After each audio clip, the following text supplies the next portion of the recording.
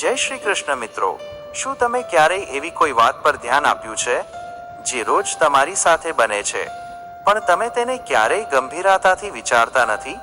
જીવનમાં ઘણી એવી નાની ઘટનાઓ બને છે જેને આપણે સામાન્ય સમજીને અવગણી દઈએ છીએ, પરંતુ ક્યારેક એ જ સામાન્ય લાગતી ઘટના આપણા જીવનનું સૌથી મોટું રહસ્ય છુપાવીને બેઠી હોય છે. આજે હું તમને એવી જ એક વાત પૂછવા જઈ રહ્યો છું, એક એવી વાત જે દરેક માણસના જીવનમાં રોજ બને છે, પણ કદાચ આજ સુધી તમે તેની પાછળનું સાચું કારણ સમજ્યા નથી. શું તમે ક્યારેય ધ્યાન આપ્યું છે કે જ્યારે તમે સ્નાન કરવા જાઓ છો અને શરીર પર પાણી પડવા લાગે છે ત્યારે અચાનક પેશાબ કરવાની લાગણી કેમ થાય છે? ઘણા લોકો આ વાત સાંભળીને હસે છે. કોઈ કહે કે આ તો સામાન્ય બાબત છે, કોઈ કહે કે આમાં વિચારવાનું શું છે. પણ મિત્રો, જીવનની સૌથી મોટી ભૂલ શું છે ખબર છે?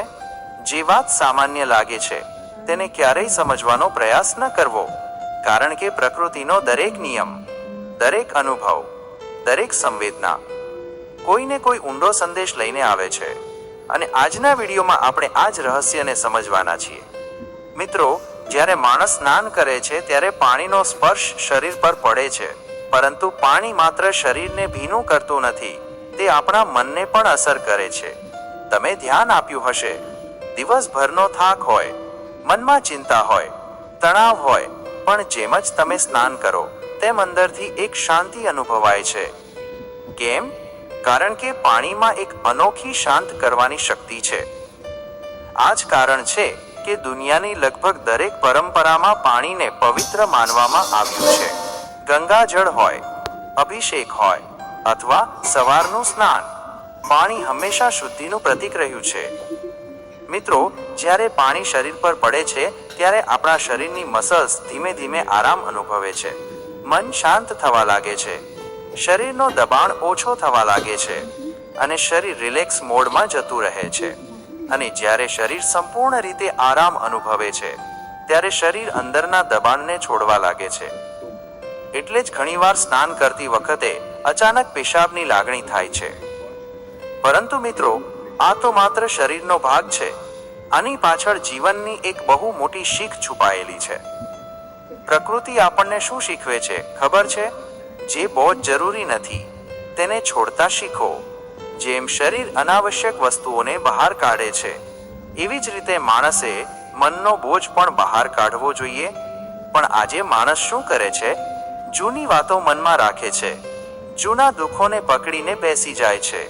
કોઈએ શું કહ્યું, કોણે અપમાન કર્યું, કોણે દગો આપ્યો, આ બધી વસ્તુઓને માણસ વર્ષો સુધી મનમાં જમા રાખે છે. અને પછી શું થાય? મન ભારે થઈ જાય છે, ઊંઘ ઉડી જાય છે, શાંતિ ખતમ થઈ જાય છે. મિત્રો, એક વાત યાદ રાખજો, શરીર ત્યારે જ સ્વસ્થ રહે છે જ્યારે તે સમયસર અનાવશ્યક વસ્તુઓ બહાર કાઢે છે, અને મન ત્યારે જ ખુશ રહે છે જ્યારે તે સમયસર દુઃખોને છોડે છે. આજનો માણસ સૌથી વધુ શેના કારણે દુઃખી છે ખબર છે? કારણ કે તેને છોડતા નથી આવડતું. તે યાદોને પકડી રાખે છે, અહંકારને પકડી રાખે છે, ગુસ્સાને પકડી રાખે છે અને ધીમે ધીમે પોતે જ પોતાના મનનો કેદી બની જાય છે. પણ મિત્રો, પ્રકૃતિ રોજ આપણને શીખવાડે છે, પ્રવાહમાં રહો. જોઈ લો પાણીને, પાણી ક્યારેય અટકતું નથી, તે સતત વહે છે. અને જ્યાં પાણી અટકી જાય છે ત્યાં ગંદકી શરૂ થાય છે.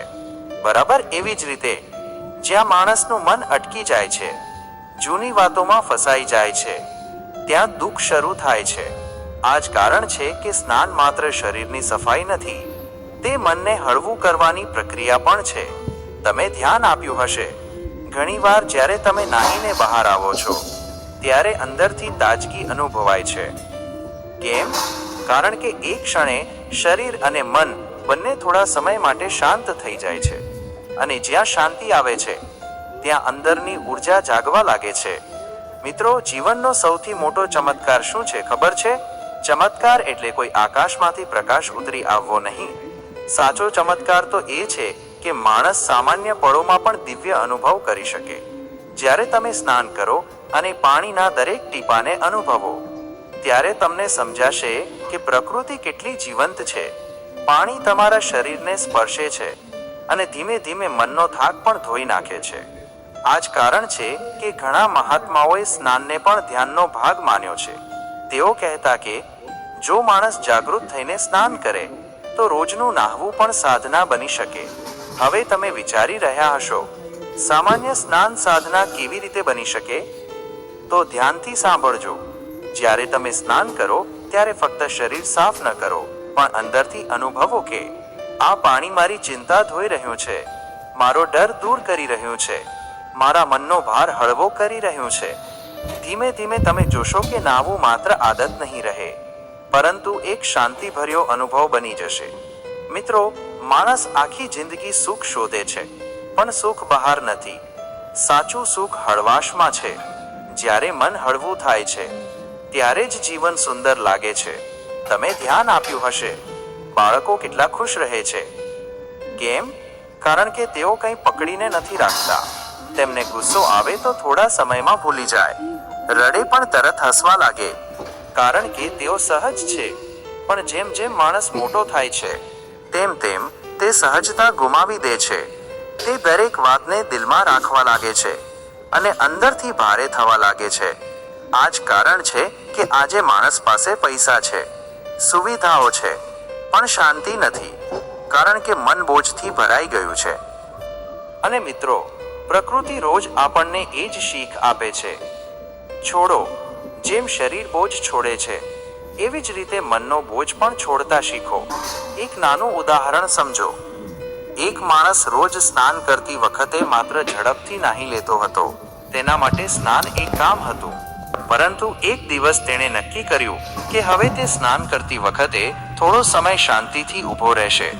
તે પાણીનો સ્પર્શ અનુભવવા લાગ્યો, આંખો બંધ કરી અને અંદરથી કલ્પના કરવા લાગ્યો કે મારી ચિંતા પાણી સાથે વહેતી જઈ રહી છે. ધીમે ધીમે તેને અંદરથી શાંતિ અનુભવાવા લાગી.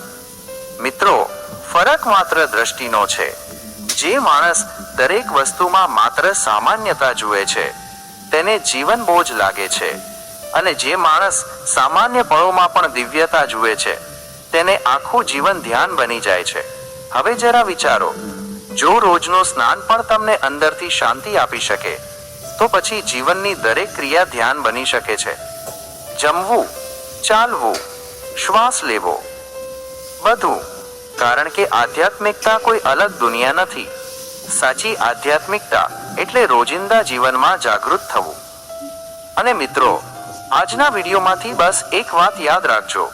આગલી વખત જ્યારે તમે સ્નાન કરો અને શરીર સહજ રીતે બોજ છોડે તો તેને મજાક સમજીને હસતા નહીં, પણ એક ક્ષણ માટે વિચારજો કે પ્રકૃતિ તમને શું શીખવાડવા માંગે છે.